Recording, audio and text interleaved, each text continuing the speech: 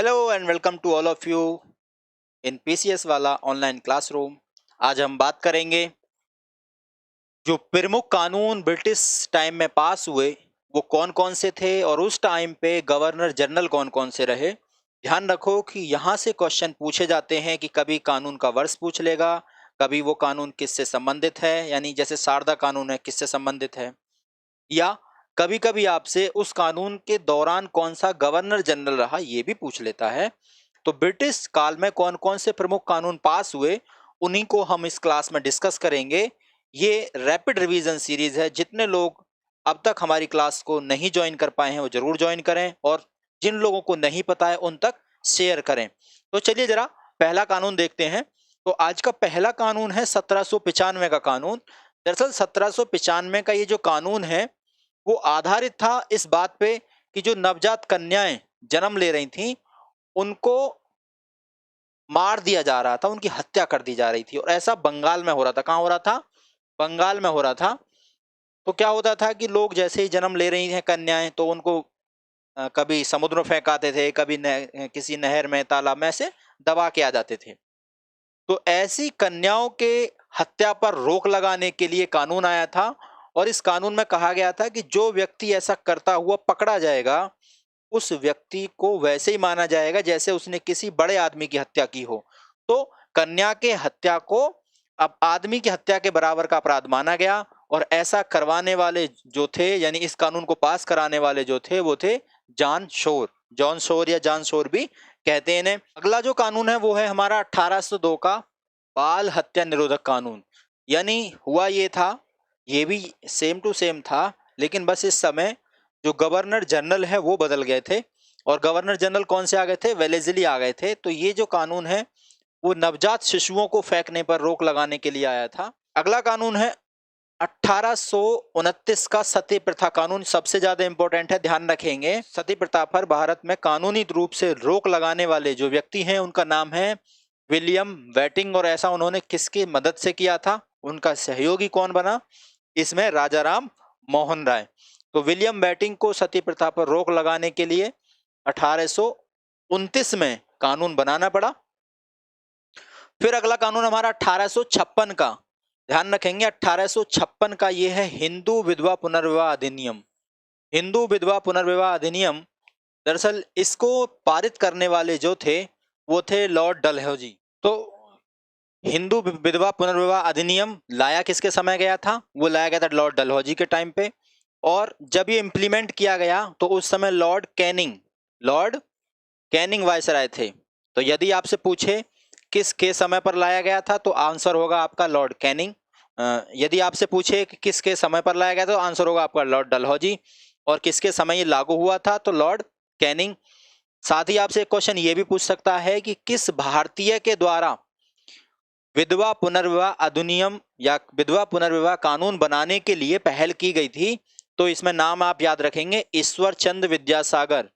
ईश्वर चंद विद्यासागर, विद्यासागर, ठीक है। तो ईश्वर चंद विद्यासागर का नाम ध्यान रखेंगे, जो विधवा पुनर्विवाह अधिनियम को लागू कराने में इन्होंने अहम योगदान किया था। अगला है आपका सहमति आयु अधिनियम, या जिसे कह सकते हैं एज ऑफ कंसेंट एक्ट। जो इसमें क्या कहा गया था कि 12 वर्ष से कम आयु की जो लड़कियां हैं उनके विवाह पर रोक लगा दी जाएगी। और इस समय जो गवर्नर जनरल थे वो कौन थे? लॉर्ड लैंसडाउन। क्या नाम था इनका? लॉर्ड लैंसडाउन। ये वही अधिनियम है जिसकी आलोचना बाल गंगाधर तिलक ने भी की थी, लेकिन ये कदम अच्छा था, भले तिलक ने इसकी आलोचना करी हो। अगला अधिनियम है हमारा 1927 का साइमन कमीशन। इससे आप सभी अवगत हो गए। साइमन कमीशन भारत कब आया? तो इसका आंसर होगा एक स्वर में सबका आना चाहिए। तो साइमन कमीशन भारत कब आया था? 1927 में आया था। तो साइमन कमीशन भारत कब आया? 1927 में आया। और ध्यान रखेंगे कि साइमन कमीशन के दौरान ही जो लाला लाजपत राय हैं, जिसे हम लाला जी कहते हैं, लाला जी को क्या हुआ था? सर पे डंडा मार दिया गया था और उस डंडे की वजह से उनकी मृत्यु भी हो गई थी। लेकिन ये आया क्यों था? आया था ये भारत में ये चेक करने के लिए कि भारत में संविधान बनाया जाए और बनाया जाए तो किस तरीके से बनाया जाए, और जो 1919 के कानून बने हैं उनकी रूपरेखा को चेक करने के लिए ये कानून आया था। और दरअसल इसका विरोध इसलिए किया गया भारत में क्योंकि इसमें एक भी भारतीय नहीं था। यानी साइमन की अध्यक्षता में ये कमीशन जो आया, इसमें कोई भी भारतीय नहीं था। और जबकि ये आया कमीशन इसलिए था कि भारत में कानून की स्थिति कैसी है उसे जांच करना है। तो बिना रिप्रेजेंटेटिव के क्या कोई व्यक्ति बता सकता है कि भारत में कैसी स्थिति होगी कानून की, इसलिए इसका विरोध किया गया। उस समय गवर्नर जनरल लॉर्ड इरविन था। वैसे इन गवर्नर के नाम पर लॉर्ड लगाने की कोई जरूरत नहीं है, लॉर्ड का मतलब तो भगवान होता है, लेकिन एनसीईआरटी ने ऐसा लिखा है तो बोलना पड़ता है। तो सिर्फ इरविन नाम ले सकते हैं आप। इरविन इस समय गवर्नर था। अब अगला जो कानून है वो है हमारा 1930 का शारदा कानून। शारदा कानून दरअसल लाया क्यों गया था? शारदा कानून को लाने के पीछे एक प्रमुख वजह ये थी, बालकों के विवाह की कोई एज निश्चित नहीं की गई थी, तो उसे निश्चित करने के लिए शारदा कानून लाया गया था, जिसमें कहा गया था कि लड़कों की आयु 18 वर्ष और लड़कियों की आयु 14 वर्ष शादी के समय होनी जरूरी है। ठीक है, तो ध्यान रखेंगे ये बात। 1930 में लाया गया था और किसके समय पर लाया गया? तो इरविन के समय पर लाया गया था। ये इरविन वही है जो गांधी इरविन समझौते में शामिल था और जिसने गांधी की जो बात मानने से इनकार कर दिया था, और भगत सिंह को फांसी भी इसी के टाइम पे हुई थी, इरविन के गांधी इरविन समझौते के बाद ही हुई थी। तो ध्यान रखेंगे। तो इरविन के समय पर यह शारदा अधिनियम लाया गया था या शारदा कानून लाया गया था। अगला है आपका 1937 का हिंदू महिला संपत्ति कानून। हिंदू महिला संपत्ति कानून जो है वो लॉर्ड लिनलिथगो के द्वारा लाया गया था। और इस बार ये कानून इंपॉर्टेंट भी है क्योंकि महिलाओं के आरक्षण पर हाल ही में जो संसद में कानून पास हुआ है उसको ध्यान में रखते हुए लिनलिथगो का ये जो कानून है इंपॉर्टेंट हो जाता है। अगला जो कानून है वो है 1940 का अगस्त प्रस्ताव। दरअसल अगस्त प्रस्ताव जो था उसे भी लिनलिथगो ही लेके आया था। और इसको हम अगस्त प्रस्ताव क्यों कहते हैं, इसके पीछे एक कहानी है, और कहानी है ये विश्व युद्ध की, यानी वर्ल्ड वार 2 की। वर्ल्ड वार 2 के टाइम पे जब जापान भारत पे हमला करने वाला था, बिल्कुल हमारे दरवाजे पे आके खड़ा हो गया था, उस समय ब्रिटिश को ये लग रहा था कि अब भारत का युद्ध में शामिल होना जरूरी है। और युद्ध में शामिल करने के लिए वो अपनी तरफ से बोले जा रहे थे कि भारतीयों को भी युद्ध में शामिल कर लो, शुद्ध शामिल कर लो। लेकिन भारतीय इस बात पे टिके हुए थे कि हम युद्ध में शामिल ऐसे नहीं होंगे, हमारी जो मांगे हैं पहले उन्हें मान लो, अगर तुम उन्हें मान लोगे तो हम युद्ध में शामिल हो जाएंगे। तो मांगे जो थी उन्हें मनवाने के लिए हम अपनी मांग रख रहे थे, और ये कह रहे थे कि आप युद्ध में शामिल हो जाओ, जब युद्ध खत्म हो जाएगा तो युद्ध के बाद हम तुम्हारी सारी मांग मान लेंगे। डोमिनियन स्टेटस की बात है तो उस पर हम बात करेंगे युद्ध के बाद में, और संविधान सभा बनाने की बात है तो उसमें हम देखेंगे वायसराय लेकिन ये है कि वायसराय की कार्यकारिणी में आप लोगों को हम बिठा देंगे। ऐसा ये ऑफर दे रहे थे हमें, इसीलिए ये अगस्त के महीने का ऑफर था, तो इसे अगस्त ऑफर के नाम से जाना गया। और इस ऑफर को कौन लेके आया? तो लिनलिथगो लेके आया था। ठीक है, कब? 1940 में। अगला कानून है वो है 1942 का क्रिप्स मिशन। क्रिप्स मिशन दरअसल कोई कानून नहीं, ये एक मिशन आया था भारत में, और इसका उद्देश्य था कि भारत में संविधान सभा की योजना बनाओ कि संविधान सभा बनानी कैसे, क्योंकि भारतीयों का बार बार कहना यह है कि हमें अपना संविधान बनाना है, हमारे अपने कानून होने चाहिए, हमारा अपना शासन होना चाहिए, स्वशासन मिलना चाहिए हमें। तो उसके लिए कम से कम एक संविधान सभा की योजना तो बनाओ। तो इस क्रिप्स मिशन को भेजा गया भारत में। इसके जो अध्यक्ष थे वो थे स्टेफोर्ड स्टेफोर्ड स्टेफोर्ड क्रिप्स। तो जब ये भारत में आया, इस मिशन से मिलने के लिए भारत से मुख्य जो व्यक्ति मिलने गए वो थे जवाहरलाल नेहरू और अबुल कलाम आजाद। अबुल कलाम आजाद, ये दो व्यक्ति इससे मिलने पहुंचे थे वहीं। और इनसे जब बातचीत की तो ये जो पूरा मामला है वो असफल रहा, कोई मुद्दा हल नहीं हो पाया, जो बातचीत होनी थी वो फेल रहा। लिनलिथगो का ही समय था। फिर इसी के बाद हम देखते हैं कि क्विट इंडिया मूवमेंट इसी के बाद शुरू होगा। जब क्रिप्स मिशन फेल हो जाता है तो क्विट इंडिया मूवमेंट शुरू हो जाएगा। लेकिन ध्यान रखेंगे यहाँ बस अभी मैं तुम्हें ये बता रहा हूँ कि क्रिप्स मिशन किसके समय आया था, तो लिनलिथगो के समय। प्रमुख व्यक्ति कौन कौन थे उसमें? तो जवाहरलाल नेहरू और अबुल कलाम आजाद भारत की तरफ से मिलने गए थे इससे। और उधर से कौन आया था, तो स्टेफोर्ड क्रिप्स इसका अध्यक्ष था, और ये मिशन पूर्णतः फेल रहा था। संविधान सभा के निर्माण की योजना बनाने ये आया था। अगला है आपका 1945 का वेवेल प्रस्ताव। वेबेल दरअसल ये चाहते थे कि सभी दलों को मिलाकर संविधान सभा बना देंगे हम। ये क्या कह रहे थे कि एक सभी दलों को मिला लो और एक काउंसिल बना ली जाए, जिसमें मुस्लिम लीग को भी उतनी ही सीटें मिलें और हिंदुओं वालों की भी, यानी कांग्रेस को भी उतनी ही सीटें मिलें। तो क्या ऐसा पॉसिबल था?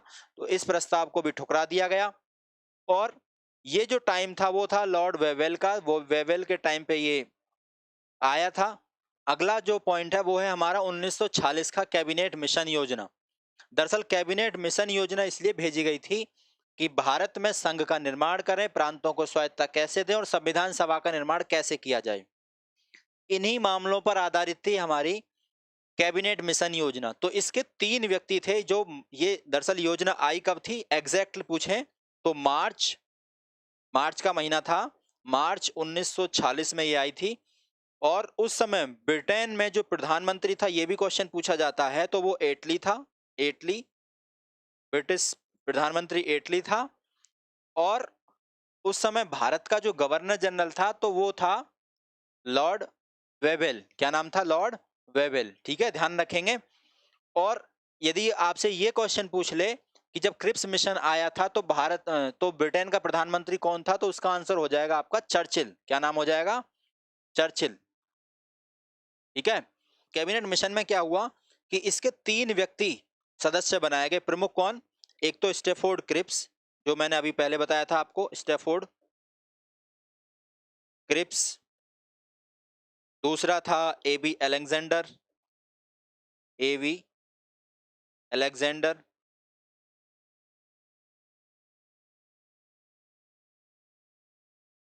और तीसरा था पैथिक लॉरेंस।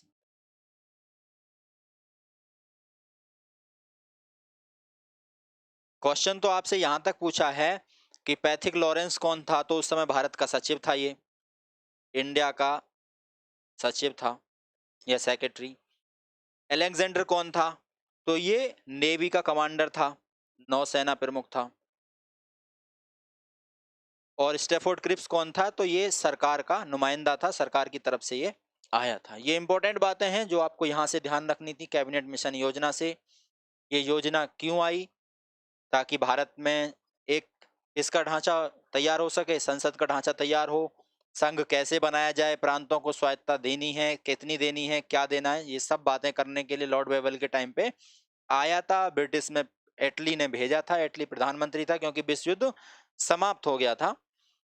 अगला है आपका सबसे फाइनल, और उसका नाम है माउंट बेटन, जो बांटने आया था। बेटन बांटने ही भारत में आया था। तो 1947 में 3 जून 1947 को माउंटबेटन योजना भेजी जाती है, जो भारत का विभाजन करने के लिए आई थी। और इसे बांटने वाला भी लॉर्ड माउंटबेटन ही था। ठीक है। तो माउंटबेटन के टाइम पे ही माउंटबेटन योजना आती है। लेकिन 2 बातें यहां से पूछी जाती हैं। पहली कि भारत का जब विभाजन हुआ तो उस समय गवर्नर जनरल कौन था? तो माउंटबेटन। इस योजना के तहत हुआ, माउंटबेटन योजना के तहत। ये कब आई? तो 3 जून को ये योजना भारत आई थी। माउंटबेटन योजना पूछी जाती है। ठीक है। तो ये कुछ प्रमुख हमारे कानून और प्रमुख योजनाएं थी जो ब्रिटिश कंपनी ने हमारे लिए बनाई थी। उन पर आधारित जो आसपास के भी क्वेश्चन रहे थे, मैंने उन्हें कवर करने की कोशिश की है। और आशा है कि ये चीज़ें आपको समझ आई होंगी और उसी तरीके से आप हमारी क्लास का लाभ ले रहे होंगे। अगली क्लासेस ऐसे ही देखते रहने के लिए, हमसे जुड़े रहने के लिए आपका बहुत बहुत धन्यवाद। इस क्लास को लाइक शेयर सब्सक्राइब जरूर कीजिए, दूर दूर तक लोगों तक पहुंचाइए। सभी के पास ये क्लास जाएगी तो सब लोग इसका आनंद ले सकते हैं। मिलते हैं आपसे अगली क्लास में। Thank you so much. जय हिंद।